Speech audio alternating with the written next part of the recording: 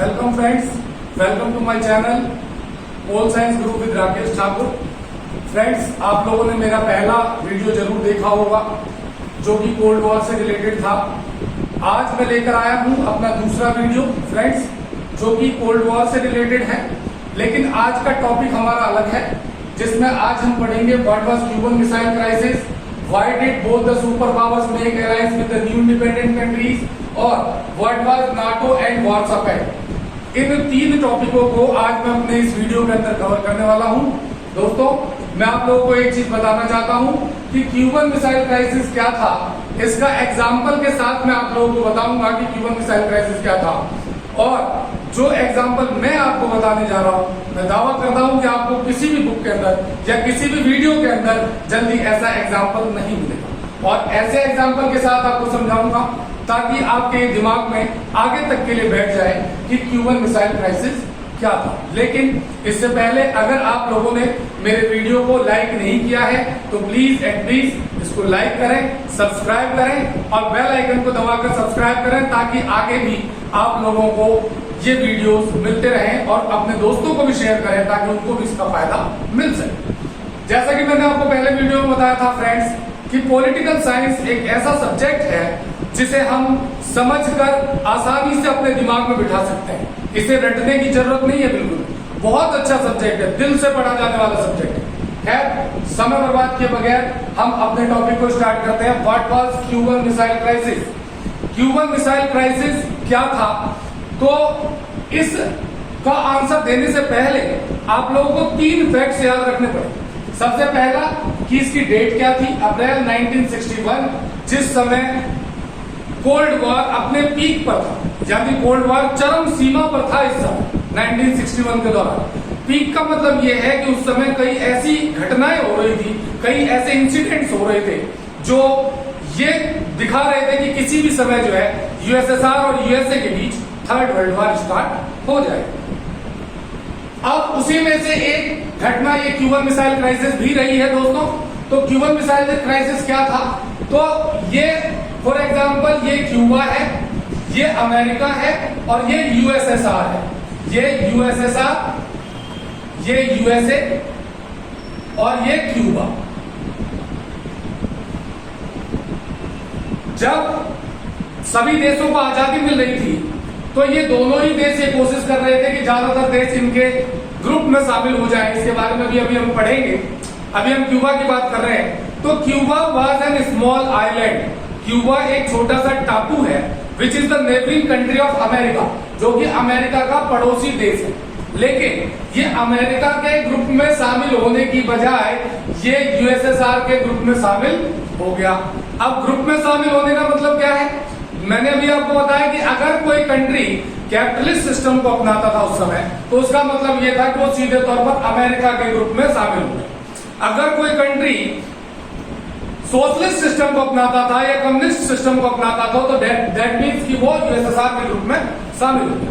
तो Cuba America का पड़ोसी होने के बावजूद जो है वो यूएसएसआर के ग्रुप में शामिल हो गया। अब इसे एक सिंपल सा एग्जांपल से समझते हैं। फॉर एग्जांपल, मान लो मैं इलेक्शन लड़ रहा हूं और मेरा एक कॉम्पिटिटर जो है वो भी इलेक्शन लड़ रहा है, और मेरा जो पड़ोसी है वो मेरा साथ देने की बजाय जो है वो मेरे कॉम्पिटिटर का साथ दे रहा है, उसके साथ घूम रहा है, उसका प्रचार कर रहा है, और सबसे बड़ी बात कि वो मेरे इंटरनल जो पॉलिसीज हैं, the policies which I am going to take place for my election and to contest the election or win the election, he was disclosing those facts to my competitor। यानी मेरी जो strategy है अपने election की जीतने के लिए, वो उस स्ट्रेटेजी को मेरे कॉम्पिटिटर को बता रहा है। तो मुझे कितनी खुंदक आएगी कि मेरा पड़ोसी होकर मेरा साथ देने की बजाय ये मेरे कॉम्पिटिटर का साथ दे रहा है। लेकिन साथ में मेरे कॉम्पिटिटर को बड़ी खुशी होगी कि मेरा पड़ोसी उसके साथ घूम रहा है, क्योंकि उसको बेनिफिट मिल रहा है कि उसको मेरी सारी स्ट्रेटेजी पता लग रही है, और वो और लोगों के मुकाबले मेरे पड़ोसी को सबसे ज्यादा अटेंशन देगा, सबसे ज्यादा टेंशन देगा, सबसे ज्यादा उसका ध्यान रखेगा और अपने साथ बिठाएगा।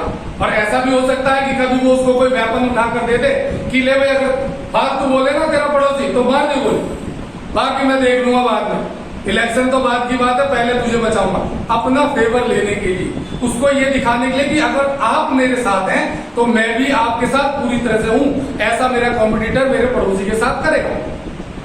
ऐसी ही कुछ कंडीशन क्यूबा और यूएसए के बीच भी थी, और यही क्यूबन मिसाइल क्राइसिस भी था। अमेरिका का पड़ोसी होने के बावजूद ये यूएसएसआर के साथ मिल गया था। ये यूएसएसआर को यूएसए की सारी इंफॉर्मेशन दे रहा था, इसलिए यूएसए को इससे बड़ी नाराजगी थी क्यूबा से, और वो इसको दबाने की कोशिश कर रहा था। यूएसएसआर के मन में ये बात आ रही थी कि कहीं हो सकता है कि कहीं यूएसए इस पर प्रेशर डालकर कहीं अपने फेवर में ना कर ले, इसलिए अच्छा उस समय 3 पॉइंट जो मैंने कहे थे याद रखने वाली चीज है कि उस समय क्यूबा के प्रेसिडेंट जो है फिडेल कैस्ट्रो थे, और अमेरिका के प्रेसिडेंट जॉन एफ कैनेडी, और यूएसएसआर के प्रेसिडेंट निकिता ख्रुश्चेव। ये 3 नाम जरूर आपको याद रखना है क्योंकि फ्रेंड्स ये क्वेश्चन 1 मार्क में भी आपसे पूछा जा सकता है कि who was the president of Cuba at the time of missile crisis, who was the president of USA at the time of Cuban missile crisis, and who was the president of USSR at the time of Cuban Missile Crisis. So these 3 names are very important for 1 mark question and from the examination point of view, and the date also in April 1961. When was Cuban Missile Crisis happened? In April 1961. कब हुआ Cuban Missile Crisis? 1961 में हुआ। खैर वापस आकर अपने point पर मैं आप लोगों को बता रहा था कि यूएसएसआर को ऐसा लग रहा था कि कहीं क्यूबा पर प्रेशर डालकर अमेरिका उसे अपने फेवर में ना करे, इसलिए यूएसएसआर के प्रेसिडेंट निकिता ख्रुश्चेव ने यहाँ पर 2 मिसाइलें प्लांट कर दी और दोनों का फेस जो है अमेरिका की तरफ कर दिया। इस बात की information American president John F Kennedy को लगभग 3 वीक्स यानी 3 हफ्तों के बाद जो है अमेरिका के प्रेसिडेंट को ये बात पता लगी कि यूएसएसआर ने अपने 2 मिसाइल्स क्यूबा में प्लांट किए हैं जिनका फेस अमेरिका की तरफ कर रखा। अच्छा उस समय क्यूबा से रशिया और यूएसएसआर से क्यूबा जाने का रास्ता जो था वो सिर्फ बाय सी था, यानी समंदर के रास्ते ही जो है बाय शिप ये लोग एक दूसरे देशों में आ जा सकते थे। तो अमेरिका के प्रेसिडेंट ने तुरंत क्या किया कि यहाँ पर अपने वॉरशिप्स लगा दिए, यानी ब्लॉक कर दिया इस रास्ते को, अपने समुद्री बेड़े लगा दिए कि अगर ना अब तो कोई यूएसएसआर से क्यूबा जा सकता था ना कोई क्यूबा से यूएसएसआर जा सकता था। ये एक ऐसा टाइम था फ्रेंड्स जिस समय ऐसा लगा कि कभी भी वर्ल्ड के अंदर तीसरा वर्ल्ड वॉर स्टार्ट हो सकता है, लेकिन दोनों ही कंट्री के जो लीडर्स थे उन्होंने समझदारी दिखाई, उन्होंने वॉर को होने से रोकने का डिसाइड किया और समझदारी दिखाते हुए सबसे पहले अमेरिका ने ये वॉरशिप्स यहां से हटाए और यूएसएसआर ने यहां से अपनी मिसाइल हटाई। इस तरीके से क्यूबन मिसाइल क्राइसिस जो है वो सोल्व हुआ, यानी इस तरह से क्यूबन मिसाइल क्राइसिस की जो प्रॉब्लम थी उसका सॉल्यूशन निकाला। तो ये था फ्रेंड्स क्यूबन मिसाइल क्राइसिस। मैं समझता हूं कि आप लोगों को अच्छी तरीके से समझ में आ गया होगा कि क्यूबन मिसाइल क्राइसिस क्या था। अगर किसी को कोई टॉपिक या कोई पॉइंट अगर समझ ना आया हो तो आप कमेंट बॉक्स में कमेंट कर सकते हैं, मैं आपके उन कमेंटों का आंसर जरूर दूंगा नेक्स्ट वीडियो के अंदर। और अगर आपको मेरी वीडियो अच्छी लगी हो फिर कहूंगा कि आप इसे लाइक जरूर करें, शेयर जरूर करें और बेल आइकन को दबाकर सब्सक्राइब जरूर कर लें ताकि आपको इस तरह के एग्जाम्पल, फनी एग्जाम्पल्स के साथ ये टॉपिक्स जो है इजीली क्लियर होते हैं। खैर अगले टॉपिक की तरफ दोस्त बढ़ते हैं अपने friends. Now we are going to our next topic which is why did both the super powers make alliance with the new independent countries. दोनों ही महाशक्तियों ने नए देशों के साथ गठबंधन क्यों किया? अब यहाँ पर अलायंस का मतलब क्या था आपको पता होना चाहिए कि सेकेंड वर्ल्ड वॉर के बाद जितने भी देश कॉलोनल थे, गुलाम थे, ये डिसाइड किया गया था कि उन सभी देशों को आजादी दी जाएगी और आजादी मिलनी शुरू भी हुई उन्हें। तो ये दोनों ही कंट्रियां यूएसए और यूएसएसआर ये कोशिश कर रहे थे कि वो उनके अलायंस हो जाएं। अब अलायंस बनने का मतलब क्या था कि अगर कोई new independent country capitalist system को अपना लेती है तो दैट मीन्स कि वो यूएसए के ग्रुप में शामिल हो गया। अगर कोई new independent country socialist system या कम्युनिस्ट सिस्टम को अपना लेती है तो दैट मीन्स कि वो यूएसएसआर के रूप में शामिल हो। अब सवाल हमारा ये है कि ये दोनों इन छोटे देशों से इन्हें क्या लेना? ऐसी क्या जरूरत पड़ गई कि अमीरों को गरीबों के यहाँ जाकर वोट मांगना पड़ गया या हाथ जोड़ना पड़ गया? तो तो ये क्वेश्चन पूछा जा रहा है कि why did both the super power make alliance with the new independent countries. And friends, this is the most important question from the examination point of view. Both the questions, these two questions are asked many a times in board exam. I have gone many a times for checking in board exam, and I have seen these questions many a times in the board paper. So you must have to listen carefully both the topics. और कोई भी अगर doubt होता है तो आप मुझसे comment में पूछ सकते हैं, क्योंकि दोनों ही क्वेश्चन बहुत मोस्ट इंपोर्टेंट है। तो ये दोनों ही सुपर पावर क्यों अट्रैक्ट कर रहे थे छोटे छोटे कंट्रियों को अपनी ओर? तो सबसे पहला पॉइंट था मैटर ऑफ ऑनर, यानी सम्मान का प्रतीक। फिर आते हैं एग्जाम्पल के साथ, यानी एग्जाम्पल क्या दे सकते हैं हम इसका। आप लोगों ने दो लीडर्स देखे होंगे गांव के अंदर, दो पॉलिटिकल पार्टी के या नॉर्मल वैसे दो जमींदार टाइप के दो लोग देखे होंगे। तो वो क्या करते हैं कि अपने यहाँ चौपाल में बहुत सारी चारपाइयां लगी होती है, चाय भी बन रही होती है, रोज सुबह सुबह कोई भी आ जाओ उनके चौपाल पर, न्यूज़पेपर भी रखा होता है, हुक्का भी रखा होता है, कई तरह की फैसिलिटीज होती है वहां पर। तो दो अगर एक ही गांव में दो इस तरीके के पावरफुल लोग हों तो दोनों ये कोशिश करेंगे कि कुछ ना कुछ नया किया जाए ताकि ज्यादा से ज्यादा लोग मेरे यहाँ आकर बैठे, क्योंकि जिसके यहाँ ज्यादा लोग बैठेंगे उसकी वैल्यू ज्यादा होगी, क्योंकि उसका नाम भी ज्यादा होगा कि भाई वो ज्यादा अच्छे हैं या वो ज्यादा पैसे वाले हैं, इसलिए ज्यादा लोग उनके पास जाते हैं, वो सबकी मदद के लिए तैयार रहते हैं। ठीक इसी तरीके से ये मैटर ऑफ ऑनर था अमेरिका और यूएसएसआर के लिए, यूएसए और यूएसएसआर के लिए ये मैटर ऑफ ऑनर था, सम्मान का प्रतीक था। जिसके ग्रुप में ज्यादा न्यू इंडिपेंडेंट कंट्रियां जुड़ती उसकी आइडियोलॉजी ज्यादा अच्छी मानी जाती। फॉर एग्जाम्पल मान लो अगर कैपिटलिस्ट ग्रुप में ज्यादा देश शामिल होते तो इसका मतलब ये है कि कैपिटलिस्ट सिस्टम जो है वो सबसे अच्छा है, और अगर कम्युनिस्ट सिस्टम में ज्यादा देश शामिल होते तो इसका मतलब ये है कि यूएसएसआर की आइडियोलॉजी जो है वो सबसे अच्छी है। इसीलिए ये पैसों से मदद करके, वेपन से मदद करके, नेचुरल रिसोर्सेज को एनरिच करवा के, इंफ्रास्ट्रक्चर को सुधार कर उन देशों के या मशीनरीज लगवाकर इस तरीके से हेल्प करके ये ज्यादा से ज्यादा देशों को अपनी ओर अट्रैक्ट करने की कोशिश कर रहे हैं। दूसरा पॉइंट था military help. In case if there is a war between the USA and USSR, these small countries can help them with military aid. They can give their military to fight against each other. अगर कहीं war हो जाता USA और USSR के बीच तो ये छोटी छोटी कंट्रियां अपनी आर्मी देकर, अपनी सेना देकर इनकी वॉर में मदद कर सकते थे। इसलिए भी इन लोगों ने इन छोटे छोटे देशों को अपने साथ शामिल किया।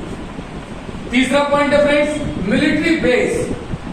इन देशों के अंदर ये अपने मिलिट्री बेस बना सकते थे, जिसका सिंपल सा एग्जांपल अभी मैंने आप लोगों को बताया कि यूएसएसआर ने क्यूबा के अंदर 2 मिसाइलें प्लांट की थी। ये इसी को मिलिट्री बेस कहते हैं एक तरीके से। क्यों? क्योंकि अगर कहीं यूएसए और यूएसएसआर के बीच वॉर होता तो यूएसएसआर को यहां से मिसाइल छोड़ने की जरूरत नहीं है, वो क्यूबा से ही मिसाइल से अटैक यूएसए के ऊपर कर सकता। तो ये छोटे देश मिलिट्री बेस का काम कर रहे थे सुपर पावर्स के, इसलिए भी नहीं अट्रैक्ट कर रहे। फोर्थ पॉइंट है स्पाई वर्क, जासूसी करने का काम, बड़ा इंपॉर्टेंट पॉइंट। अभी आप लोगों को मैंने बताया कि क्यूबा जो है वो यूएसए की सारी इंफॉर्मेशन यूएसएसआर को दिया करता था। ऐसे यूएसए की भी कुछ कंट्रियां थी जो यूएसएसआर के आसपास थी, जो यूएसएसआर की सारी इंफॉर्मेशन अमेरिका को देती थी। तो इस पर्पज से भी कि ये छोटे छोटे देश इन्हें जासूसी करके दे सकते हैं, स्पाई वर्क करके दे सकते हैं, एक दूसरे की बेसिक इंफॉर्मेशन इनको पहुंचा सकते हैं। इस पर्पज से भी इन्होंने इन छोटे छोटे देशों को अपने साथ शामिल किया। और लास्ट पॉइंट था नेचुरल रिसोर्सेज। आप सभी जानते हैं कि एशियन अफ्रीकन कंट्रीज जो थे वो मोस्टली जो है एनरिच थे नेचुरल रिसोर्सेज के मामले में, but we have no infrastructure to use those natural resources and these western countries are very enriched in the infrastructure system and technology. They can use these natural resources for their own benefit as well as the benefit of those countries who are newly independent. यानी ये इन छोटे छोटे देशों के natural resources का use करके अपना तो फायदा करते ही, उन देशों को भी थोड़ा बहुत फायदा पहुंचाते, लेकिन अपना डेवलपमेंट ज्यादा से ज्यादा कर सकते थे, अपने आप को और आगे बढ़ा सकते। तो इस पर्पज से भी इन्होंने इन छोटे छोटे देशों को अपने साथ शामिल किया। तो ये था हमारा दूसरा क्वेश्चन फ्रेंड्स आज का। किसी को भी अगर किसी भी टॉपिक में कोई डाउट रह गया हो तो आप कमेंट सेक्शन में जरूर लिखें। मैं अपनी अगली वीडियो में उसको पहले जरूर क्लियर करूंगा, फिर आगे बढ़ूंगा। और लेकिन बार बार कह रहा हूं क्योंकि अभी मैंने इस चैनल को स्टार्ट किया है, नया स्टार्ट किया है, तो आप लोगों के बहुत सारे रिस्पॉन्स की जरूरत है, आप लोगों के सपोर्ट की जरूरत है। तो इसलिए प्लीज आप लोग मेरे चैनल को लाइक जरूर करें, इसको लाइक करें, शेयर करें और सब्सक्राइब जरूर करें, अपने फ्रेंड्स तक भी पहुंचाएं इनको। खैर नेक्स्ट टॉपिक की तरफ बढ़ते हैं। What was NATO and Warsaw pact? NATO और वार्सा पैक्ट क्या था? तो नेटो का पूरा नाम है North Atlantic treaty organisation. North Atlantic treaty organisation. It was established in April 1949 and it was a military base. It was a military group which was established to help America. It was established to help America if there is a war between the USA and USSR. They had decided that they would attack on USSR on behalf of USA. ये एक सैनिक group था और इसका main उद्देश्य ये था कि अगर कहीं यूएसए और यूएसएसआर के बीच वॉर होता तो ये यूएसए की तरफ से यूएसएसआर पर अटैक करते। और ये अप्रैल 1949 में बना था। इसकी डेट जरूर याद रखेंगे फ्रेंड्स। साथ ही साथ इसको हम वेस्टर्न ग्रुप भी कहते हैं, ये भी चीज ध्यान रखें, वन वर्ड में आपसे पूछा जा सकता है। दूसरा था वार्सा पैक्ट। वार्सा पैक्ट मई 1955 में बना था। It was against NATO and it was an eastern group and it was also a military group which was established to help USSR, and if there is a war between the USA and USSR they would attack on USA on behalf of USSR. अगर कहीं USA और USSR के बीच में war होता तो ये लोग USSR की तरफ से यूएसए पर अटैक करते नेटो के अगेंस्ट में। तो ये दो मिलिट्री ग्रुप्स बने थे जिसने कोल्ड वॉर को और ज्यादा भड़का दिया था। तो आज की वीडियो में फ्रेंड्स ये 3 टॉपिक हमने कवर किए। फिर मैं कहता हूं अगर किसी को कहीं भी कोई डाउट हो, ये सारे ही टॉपिक मोस्ट इंपोर्टेंट है एग्जामिनेशन पॉइंट ऑफ व्यू से, तो अभी से आप लोग इसको क्लियर करते रहे। आगे के वीडियोस में और मैं आपको बताऊंगा, नेक्स्ट वीडियो में मैं आपको नेम के बारे में बताऊंगा, नॉन अलाइन मूवमेंट के बारे में बताऊंगा। तो आप लोग बने रहे मेरे साथ और मेरे इस चैनल को जरूर सब्सक्राइब करें, शेयर करें और लाइक जरूर करें ताकि ज्यादा से ज्यादा वीडियो आप लोगों तक पहुंच सके। Thank you so much for listening. क्योंकि सुनना जो है सबसे मुश्किल काम है। मैं मानता हूं कि बोलना बहुत आसान, लेकिन ध्यान से सुनना जो है वो बड़ा मुश्किल काम है। So thank you for listening me for a lots of time. Thank you so much and see you soon. Thank you.